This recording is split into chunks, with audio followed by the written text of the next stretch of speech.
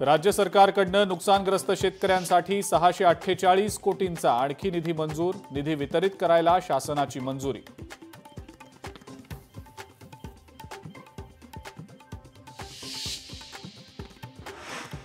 Doctor Nishikant Deshpande यांची राजभवनात महाराष्ट्राच्या राज्यपालांचे प्रबंधक म्हणून नियुक्ती।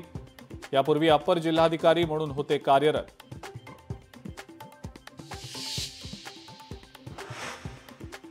उद्धव ठाकरे पुन्हा मराठवाड्याच्या दौऱ्यावर जाणार। मराठवाड्यातल्या पूरग्रस्त शेतकऱ्यांसोबत उद्धव ठाकरे संवाद साधणार।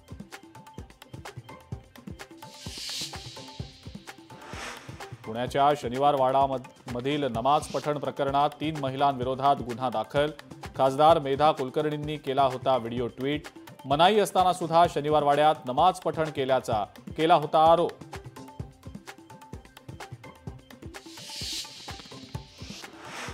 पुण्यामध्ये महायुतीच्या वादाचा दुसरा अंक। मेधा कुलकर्णींविरोधात राष्ट्रवादीचं आंदोलन। शनिवार वाडा इथल्या नमाज पठणावरनं रुपाली ठोंबरे पाटील आक्रमक।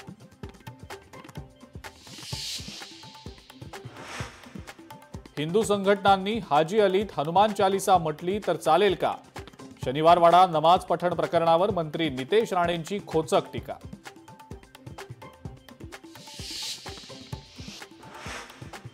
शुक्रवारी जुम्म्याचा दिवस असल्यानं शनिवार वाड्यात नमाज पठण। 3 मिनिटांच्या नमाज पठणामुळे इतका त्रास का? एमआयएमच्या वारिस पठाण यांचा भाजपला सवाल।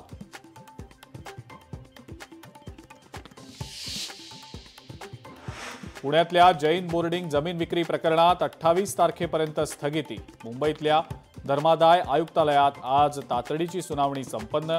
27 ऑक्टोबरपर्यंत अहवाल सादर करण्याचे पुणे सहाय्यक आयुक्तांना निर्देश।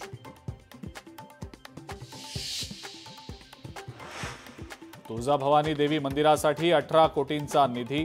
मंदिर विकासासाठी आवश्यक निधी मंजूर। धाराशिव जिल्हाधिकाऱ्यांकडे निधी केला वर्ग।